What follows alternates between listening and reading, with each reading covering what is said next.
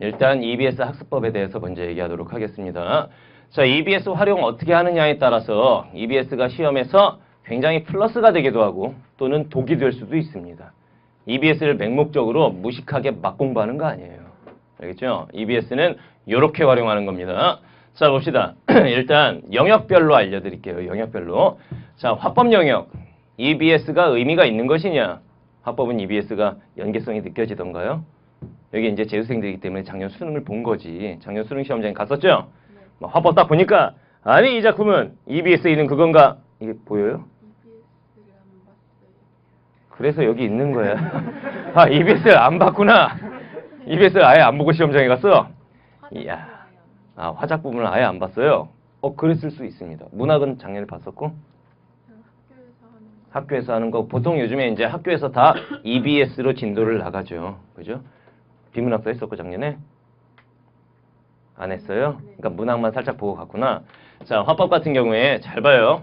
선생님 뭘 보여줄 거냐면은 수능 시험지하고 또 EBS에서 수능 끝나고 발표를 했습니다. 이 지문은 EBS에 있는 이 내용을 연계한 것이다 라고 EBS에서 보도자료를 냈어요. 그걸 선생님이 비교해가지고 지문을 직접적으로 비교를 해봤어 한번. 띄워줄게요. 잘 봐요. 2017 수능 1, 2번 EBS 연계다 라고 발표를 했습니다. EBS 수능 특강 작년 교재였겠죠. 57페이지 1번에서 3번을 그대로 연계했다 라고 발표를 한 거야. 그래서 선생님 비교를 해봤더니 이런 내용이었어요. 자, 글씨가 잘 안 보이죠? 띄워줄게요. 확대해서. 자, 발표잖아. EBS에도 발표가 있었어. 어디에는 없냐, 발표 지문이? 그러니까 요거를 연계라고 한 거야, 일단. 그리고 또 문제 잘 봐. 발표 계획 문제잖아. 봤지? 발표 계획. 이건 완벽한 연계야. 이렇게 발표를 했다고. 또 다른 거 보면. 발표를 듣고 메모를 했잖아. 여기도 발표를 듣고 메모를 했어. 지문의 내용은 전혀 달라요. 그런데 이런 식으로 연계했다라고 발표를 한 거야. 그래 놓고는 뭐라고 했느냐? 문항 아이디어를 활용한 거야. 이거는 학생들 농락하는 겁니다. 이걸 EBS 연계라고 할 수 있느냐? 그렇지 않죠. 이거 발표 지문 보통 나오는 게 발표 계획, 뭐 메모 문제 이런 거 나오는 거 아니야. 내용 자체가 연계가 안 됐기 때문에 이걸 EBS 연계라고 말하기에는 좀 이건 무리수를 둔 거다. 그죠? 그래서 화법 영역은 작년에만 그랬던 게 아니라 그 이전부터 항상 그래 왔어요. 이런 식으로 문항 아이디어 연계다. 문항 아이디어라고 하는 건 결국은 뭘 말하는 거야? 문제 유형을 말하는 거야. 근데 이런 문제 유형은 기출문제집이나 뭐 시중 출판 문제집에도 얼마든지 있는 거거든. 그러니까 결론이 뭐냐? EBS의 화법 연계는 의미가 없습니다. 만약에 학교에서 이런 경우는 있겠지. 우리 학교는 EBS 교재로 쓰는데 화법, 작문, 문법 그것도 중간고사, 기말고사에 낸대요. 이런 학생들은 반드시 풀어봐야죠. 학교 시험범위 들어가니까. 그런 경우가 아니라면 사실 화법, 작문, 문법 이쪽은 EBS에 의존할 필요가 없습니다. 그런데 화법은 사실 수능에 등장한 지 그렇게 긴 역사가 되지 않았기 때문에 문제 자체가 많지가 않아요. 시중에. 그러니까 다른 거 푸느니 EBS 푼다. 이 마인드로 푸는 건 괜찮다. 무슨 말인지 알겠죠? 그렇지만 화법은 절대로 EBS에 기대어서는 안 되겠다. 요거 기억하셔야 됩니다. 자, 그 다음에 작문 한번 보겠습니다. 자, 2017 수능 6번에서 8번 이 지문이 나왔었습니다. 보기 박스로 이런 내용이 나왔는데 골 때립니다. 이건 또 발표를 뭐라고 했냐면은 6, 7, 8번 EBS 연계야 라고 발표를 했는데 EBS 수능 특강 독서가 뭐냐? 비문학 책에서 연계를 했대요. 내용을 보니까 이런 거야. 광고 관련 내용이었고 이 비문학 지문이 광고 관련 내용이었어. 기사형 광고라는 말이 나오고 이 지문이 기사형 광고에 대한 글이었어. 지문 연계인데 장문에서 연계를 안 하고 비문학에서 연계를 한 거야. 비문학에서. 꼴 때리는 거죠. 선생님 이렇게 하면 어떻게 되는 겁니까 이거? 다시 말하면 장문 역시 그 연계성은 크게 의미가 없다는 거야. 이거 기사형 광고가 뭔지 모르면 이 문제 못 푸니? 아니요. 문제 푸는데 전혀 지장이 없어요. 이 6, 7, 8번 푸는데. 알겠죠? 그러니까 장문 같은 경우에는 일단 발표는 이렇게 했는데 독서 지문에서 내용을 따다가 장문으로 바꿨다. 이렇게 갔는데 우리가 비문학 지문들 EBS 수능 특강 수능 완성 쫙 풀고 나면 그 내용이 다 기억나냐?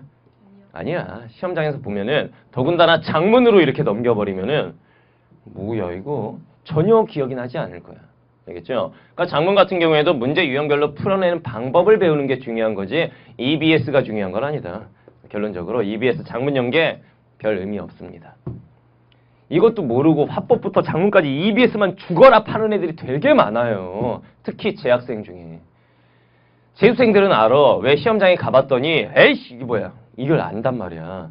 근데 재학생들은 EBS 중요하다고 하니까 화작문이든 문학이든 비문학이든 가리지 않고 그냥 다 중요한지 알고 막 본단 말입니다. 그러면 안 된다. 알겠죠? 영역별로 EBS 활용도는 다르다는 걸 알고 공부를 하셔야 됩니다. 자, 그 다음에 문법 보겠습니다. EBS에서 발표하기로 하는 문법은 EBS만 충실히 봐도 문제를 다 맞출 수 있게 출제가 되었다. 이렇게 발표를 했어요. 과연 그런 것이냐? 자, 수능 11번, 12번을 보여줄게요. 수능 11번은 이런 문제였습니다. 다이어에 대한 문제였죠. 그리고 12번은 의문의 변동에 대한 문제였어.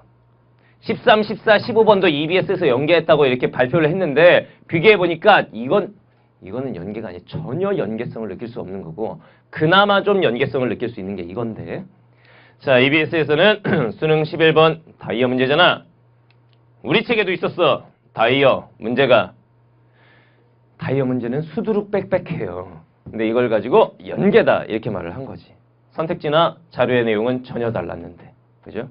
그리고 또 12번은 의문 변동 문제야. 이거 EBS에 보면은 화법작문 문법 책을 보면은 문법 부분에 이렇게 이제 개념이 막 이제 나열이 돼 있죠. 그 개념 부분에 의문 변동이 있었어. 봤니? 이런 식이라고. 그리고 또 말한 게 교체 탈락 첨가 축약. 이거 다 아는 거 아니니? 그런데 EBS 그 개념 부분에 뭐가 있냐면 교체 탈락 첨가 축약 똑같잖아 이러면서 자랑스럽게 발표를 했어요. 이건 교과서에도 있어. 어느 문제집이나 문법을 다루는 내용은 다 들어있는 거란 말이야. 근데 이걸 가지고 봐라. EBS 연계 파괴력이 이 정도다. 그러므로 너희는 EBS를 봐야 한다. 이런 거예요. 알겠죠? 그러니까 이 문법 같은 경우에도 어떠냐면은 문항 아이디어나 EBS 수록 개념을 활용했는데 이건 EBS에만 있는 게 아니다. 사실 어디에나 다 있다. 그죠? 그래서 결론이 뭐냐? EBS 문법 연계도 큰 의미는 없다라는 겁니다. 그런데도 애들은 책을 막 다 사고 다 풀려고 그러잖아. 선생님이 저번 주에 상갓집에 갔다 왔습니다. 대학교 때 친구 아버지께서 돌아가셔가지고 상갓집에 갔는데 오랜만에 대학교 때 친구들이 쫙 모였어요. 그 중에는 이제 뭐 수능 출제위원도 있고 수능 출제위원 교수님 아닙니까? 교수님과 교사들이 50대 50으로 수능 출제를 해요. 그리고 검토지는 전원 교사들이고 그 다음에 출제진은 50대 50이고 이렇게 되는데 내 친구는 검토진이 아니라 출제진이더라고. 그런데 뭐 다양한 말을 섞지는 않았습니다. 위험하거든. 그래갖고 뭐 이런저런 말은 하지 않았어. 저희 수능 출제하고 왔다고 작년에 그러길래 그랬니? 좋은 일 했네. 물어보고 싶은 게 많았어. 하지만 묻지 않았어. 왜? 위험하니까. 묻지 않았어요. 그리고 그 친구가 이제 또 EBS 지필 들어갔더라고. EBS 지필을 들어갔는데 이제 수능 특강 수능 완성 EBS 지필진인 거지 이제. 그런 얘기가 있대요. EBS 너 그거 그러면 인세로 받니? 그 지필 금액을 그랬더니 인세로 받는데요. 책이 많이 팔릴수록 자기 통장에 이제 많은 돈이 들어온다. 야, EBS는 다 사는 거 아니야, 수험생? 일반적으로 다 사잖아. 그러면 한 60만 권 팔릴 텐데 60만 권이 아니야. 국어 영역은 3권이니까 180만 권이잖아. 어마어마한 거야. 사실 EBS가 선생님이 알기로는 EBS 70% 연계되기 전까지는 국가의 투자금으로 운영이 되는 어떤 약간 적자 회사였던 걸로 알고 있어요. 근데 EBS 70% 이후로 학생들이 문제집 다 사버리니까 어떻게 된 거야? 완전 흑자로 돌아선 거죠. 그러니까 이제 뭐 이게 나쁜 건 아니야. 사교육을 좀 경감시키기 위해서 진행을 한 거고 그 일정 부분 효과가 없대. 사교육 경감의 효과가 없대. 이거는 신문 기사에서 나온 거잖아. 그치? 오히려 EBS를 활용한 사교육이 늘어나면서 혹시 나도 하고 있네 지금? EBS를 활용한 사교육이 늘어나면서 오히려 더 늘어난 측면이 있다라고 그러더라고. 그러니까 이거는 지금 나라에서 계속 EBS 연계 70%를 고집하는 이유 중에 하나가 그런 걸 수도 있어 사실은. 만성 적자 기업이었던 EBS가 완전 흑자 기업으로 돌아가면서 근데 사실 EBS가 또 좋은 일도 많이 하죠.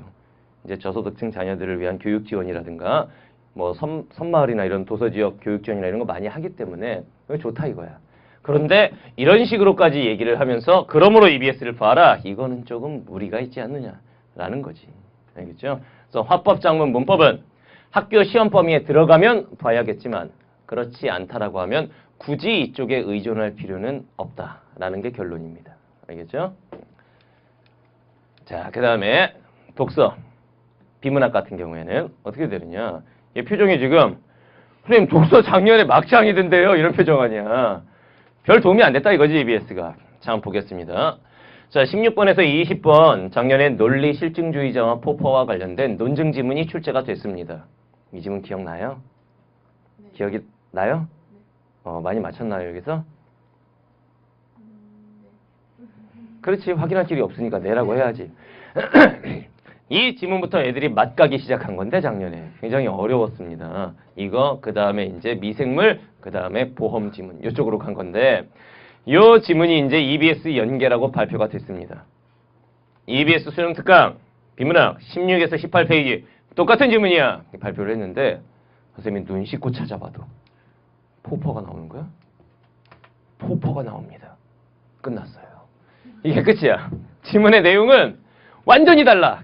지문 내용 완전히 달라. 그렇기 때문에 이게 과연 애들이 이 지문을 푼 애들이 이걸 도움을 받았을 것이냐 시험장에 갔을 때 포퍼 어디서 들어봤는데 그냥 요 정도. 사실 기출문제집을 봐도 포퍼는 나온 적이 있어. 모든 까마귀는 검다 이러면서 선생님 비문학 강의에서 포퍼 나왔었지. 그 정도의 느낌이야. 그냥 시험장에 가면 포퍼 나 포퍼 알아 끝 이렇게 되는 거야. 그죠? 내용은 전혀 다르기 때문에. 그 다음에 또 자, 요거는 약간의 의미가 있기는 한데 33에 36번이 이제 미생물 관련 비문학 지문이었어. 보험 지문은 비연계였고. 알겠죠? 이 지문 같은 경우에는 미생물에 대한 내용을 다루고 있습니다. EBS 수능 완성 56, 57페이지 내용 똑같아 하고 봤더니 여기도 미생물에 대한 내용이에요. 근데 여기선 또 겹치는 내용들이 좀 있어. 산소가 없어도 잘 큰다. 산소가 없어도 잘 큰다. 이런 문장 정도. 그 다음에 생장, 이건 뭐 성장한다는 뜻이니까 큰 의미는 없는 단어죠. 그 다음 수소이온 농도에 따라서 미생물의 생장이 달라진다. 여기도 보면은 수소이온 농도는 미생물의 생장에 영향을 미친다 정도. 그 다음에 이제 뭐 중성, 수소이온 농도라는 말이 나왔으니까 중성, 산성, 염기성 이런 말은 나올 수 있겠죠. 요 정도 연계인데 이것도 사실은 이 지문을 본 애가 시험장에 가서 이걸 딱 보면 이런 내용 어디선가 본 것 같긴 한데 라는 느낌은 들 거야 사실은. 작년에 EBS 풀었어 안 풀었어? 풀었죠. 솔직히 얘기해봐. EBS 풀었지 너? 시험장에 갔을 때 이 지문 나왔지? 기억나지? EBS 연계성 느꼈냐 못 느꼈냐? 본 것 같은데. 미생물 이런 거 본 것 같은데 딱 이게 끝이지? 네. 요 정도가 끝이야. 왜냐면은 이 지문에는 사실 중심적인 내용이 뭐냐면 피브로박터 숙신호젠 알아요? 스트레프토코커스 보비스, 락토바실라스 루미니스 이런 미생물의 특징이 나오는데 여기에는 그런 미생물들이 전혀 등장하지 않아요. 다시 말하면 전반적인 어떤 소재, 미생물, 뭐 수소이온 농도에 따라 다르다, 수소이온 농도에 따라 다르다. 이 정도가 겹치는 거고 세부적인 내용은 전혀 달라. 그러면 여러분들의 입장에서 시험장에 딱 가면 이게 연계성이 느껴지느냐? 전혀 느껴지지 않을 것이다. 알겠죠? 비문학 같은 경우에는 지문 활용을 하기는 해. 그런데 소재 활용이기 때문에 연계성이 높지가 않아요. 알겠죠? 그럼 결론은 뭐냐? EBS보다는 독해력 올리는 게 더 중요해. 사실은 EBS보다는 비문학 파트만 따진다면 EBS보다는 기출문제가 중요하다. 기출문제를 바탕으로 해서 독해력을 상승시키는 방법 그런 쪽으로 공부를 하는 게 더 맞다. 비문학 역시 EBS에 의존해서는 안 되겠다. 무슨 말인지 알겠습니까? 자, 그럼 남은 파트 보겠습니다. 선생님, 그럼 문학은 그렇게 EBS가 중요하다고 그러는데 그런가요? 한번 볼게요. 자, 2017학년도 수능 현대시는 비연계로 출제가 됐었고 김수영 시인의 구름의 파수병은 비연계였고 그것도 애들한테 진짜 생소한 작품이었고 요게 연계 작품이었어요. 홍순학의 연행가 고전시가였죠. 홍순학, 연행가, 홍순학 수능 특강 문학편 75, 77페이지에 걸쳐서 실려있던 지문이야.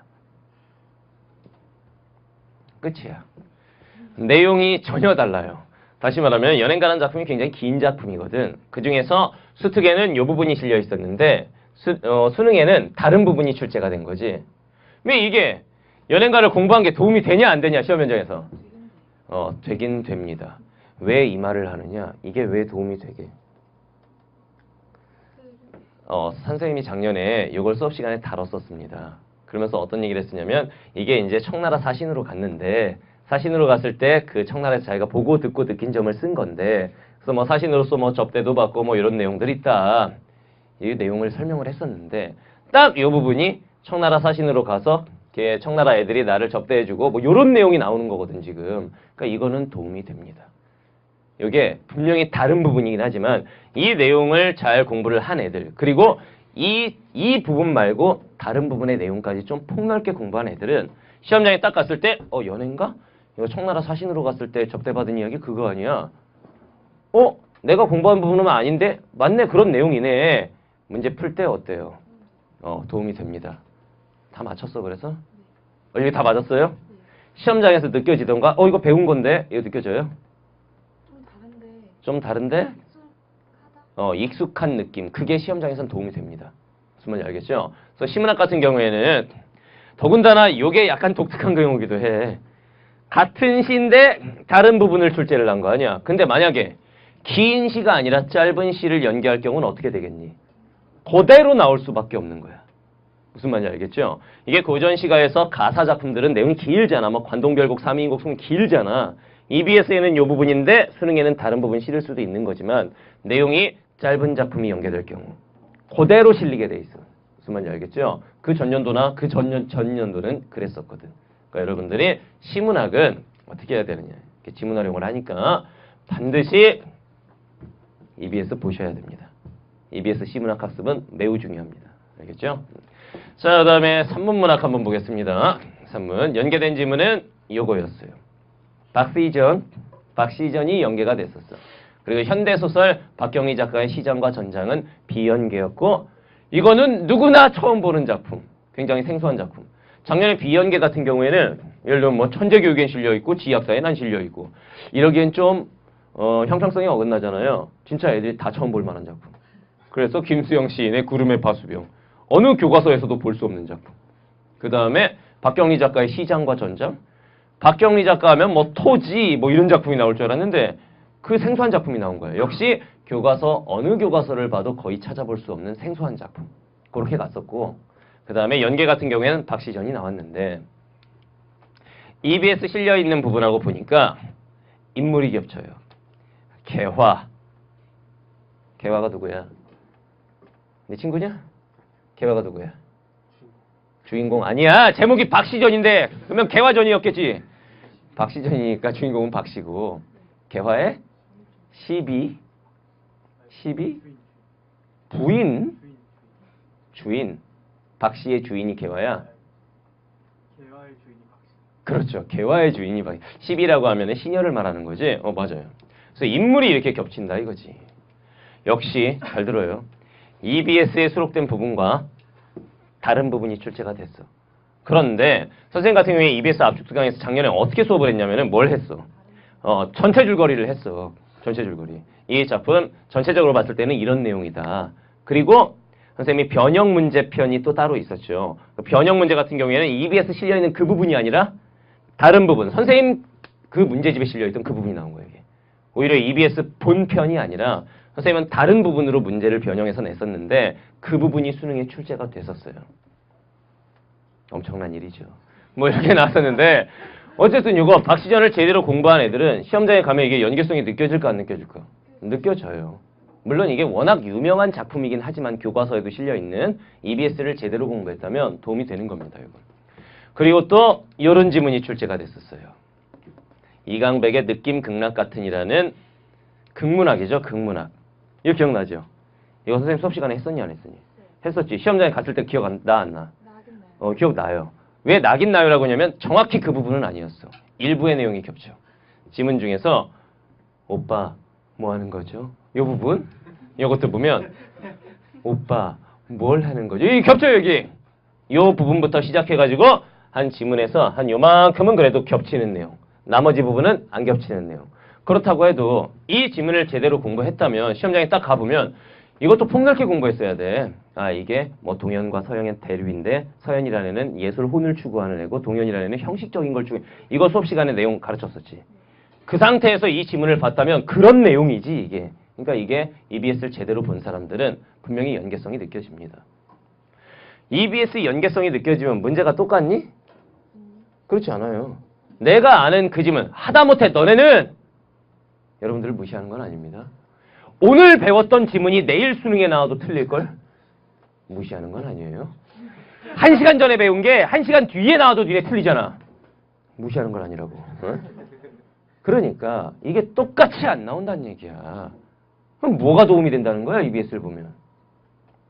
너네 시험장에 가면 1교시에 딱 책상에 앉아있으면 마음이 굉장히 불안한 상태죠.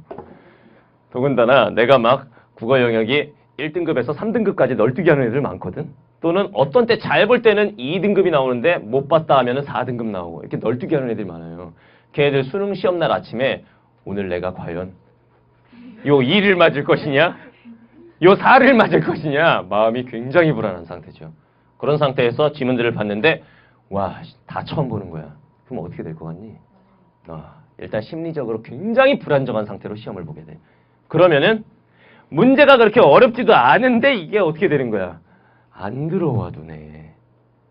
글씨는 읽고 있는데 내용이 머릿속에 담기질 않는다고. 그런 상태에서 시험 보면 이제 다 망하는 거야.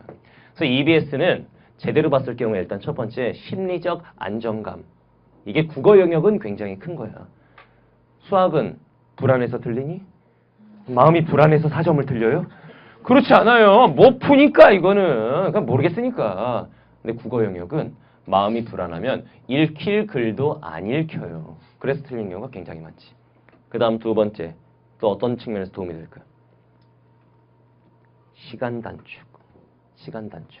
이 문제를 풀 때 이거 내가 아는 그 내용 아니야 싶으면은 익숙하잖아. 지문 읽을 때 다른 지문에 비해서 좀 더 빠르게 읽을 수가 있어요. 만약에 문학 공부가 빠삭하게 돼 있던 학생이었다면 이런 지문 좀 빨리 읽었어야 돼, 작년에. 그리고 연행가 이런 연계 좀 빨리 읽었어야 된다고. 빨리 읽었나요, 걔네? 아니요. 빨리 못 읽었죠. 집착하게 되지, 자꾸. 이런 것들을 공부를 빠삭하게 하려면 좀 빠르게 읽었어야 돼. 즉, 문학도 15문제고 비문학도 15문제지만 여러분들은 어디를 빨리 풀어야 될까? EBS 공부를 빠삭하게 하고 그 연계성이 높다고 느껴지는 문학 이쪽에서 스피드를 냈어야 되는 거야. 그 다음 여기서 시간을 확 줄여. 그 다음 그 줄인 시간을 어디다 갖다 박어? 비문학에다가 몰빵, 쉽게 말하면 보험지문에다가 몰빵 이렇게 가야 돼. 쌤이 항상 말하지만 1번부터 15번 23분 안에 풀겠습니다. 하지마! 그런 식으로 하니까 망하는 거야. 그게 계획대로 되나요, 시험장에서? 잘 안 됩니다. 그게 아니라 본인이 강한 영역에서 시간을 줄이고 그 다음 본인이 약한 영역 또는 어려운 지문에다가 시간을 다 때려박는 거야. 그래야 고득점이 나와. 이게 이제 문학 비문학을 봤을 때는 EBS 공부를 빠삭하게 해가지고 빠삭하게 해서 문학 쪽에서 시간을 좀 세이브를 하고 그 시간을 비문학 어려운 지문에다가 비문학은 함축성이 없기 때문에 시간을 길게 주고 풀려고 그러면 어떻게 찾아서라도 맞춘단 말이야, 애들이. 시간 없어서 못하는 거지, 이거. 이 세이브한 시간을 였다가 다 갖다 박는 거야. 그래야 고득점이 나오는 거야. 무슨 말인지 알겠습니까? 여기서 시간을 좀 줄여줬어야 된다. 그러니까 심리적인 안정감, 시간 이것만 해도 굉장히 사실은 점수에 도움이 되는 얘기들인 거야. 오케이? 그래서 3분 문학도 지문 활용을 해. 근데 겹치는 내용이 많지는 않아. 그럼 봐야 돼, 안 봐야 돼? 그래도 봐야 돼. 전체 줄거리 이런 것까지 봐야 돼. 그래서 융통성 있게라는 내용은 전반적인 내용 학습이 필요하다는 얘기입니다. 선생님 EBS 압축 강의도 이런 식으로 진행이 된다는 얘기지.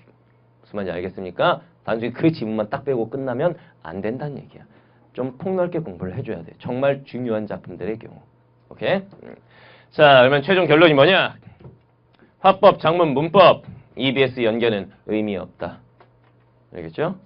자, 그 다음에 독서, 비문학, 독해력 학습이 중요하다. 자, 그러면 이 비문학도 EBS 문제집 안 풀어도 됩니까? 풀어야 돼, 안 풀어도 돼? 풀면 좋아요. 내가 학생이라면 한 번쯤은 풀겠어. 문제 풀고 그 다음 지문에서 답의 근거 찾기 한번 하고 지문 분석 정리도 한번 해보고 그 정도는 하겠어. 뭐 여러 번 보진 않더라도. 알겠죠? 특히나 재수생, N수생 학생들은 재학생들에 비해서 상대적으로 시간이 좀 많잖아. 그러니까 EBS 본교재 비문학도 푸셔야 하는 겁니다. 본교재 다 샀죠? 아직 안 쳤어요. 자, 그 다음에 자 시문학 같은 경우에는 C는 EBS 학습이 매우 중요합니다. 그러니까 EBS에 수록된 문학 작품은 빠삭하게 공부를 하되 문제는 작품의 내용을 외우듯이 하라는 게 아니야. EBS 그 실려있는 그 시문학 작품은 이건 공부 대상, 즉 텍스트인 거야. 이 텍스트를 바탕으로 해서 시를 읽는 방법, 이런 식으로 공부를 하라는 얘기야. 선생님 수업의 방향도 그런 거거든, EBS 압축 강의가. 단순히 이 지문 쫙 설명해주고 소재, 주제, 갈래, 특징 외워라 이게 아니란 말이야. 이 텍스트를 바탕으로 해서 어떤 지문을 읽어내는 방법, 문제를 풀어내는 방법, 이런 내용이라면 아마 이런 게 출제 요소가 되겠지, 이런 걸 보는 능력, 이걸 키우면서 공부를 해야지 단순히 내용 암기하는 거 아니야. 무슨 말인지 알겠습니까? 어떤 애들은 진짜 마음 급하니까 작품 놓고 그냥 소재, 주제, 갈래, 특징 이것만 팍팍팍 읽어보고 팍팍팍팍 넘기는데 시험장에 가면 아무런 도움이 되지 않는다. 망하는 거야 그냥. 알겠죠? 그런 식으로 공부해서는 안 돼. 그 다음 3문 문학도 EBS 학습을 하되 전체적인 내용 학습을 병행해야 돼. 역시 소설이든 극문학이든 이거는 내가 공부할 대상, 텍스트인 거야. 쭉 읽다 보면 아 여기 역수능 신경 구성이잖아. 만약 수능에 이런 게 연계되면 이런 것들이 출제 요소가 되겠구나. 이런 식으로 공부를 해야 되는 거야. 무슨 말인지 알겠죠? 단순히 내용 암기가 아니란 얘기입니다. 내용 암기식으로 방향을 잡은 학생들은 큰일 나. 빨리 마음을 고쳐 먹어야겠다. 그걸 대상으로 해서 국어 공부를 하는 거지 이 작품 자체 내용 학습을 하는 건 큰 의미가 없다는 얘기입니다. 무슨 말인지 알겠죠? 그런 방향으로 공부를 하도록 합니다. 오케이? 그리고 시험장에 가면은 분명히 연계성도 느껴지고 좀 도움이 될 거라 이거지. 알겠나요?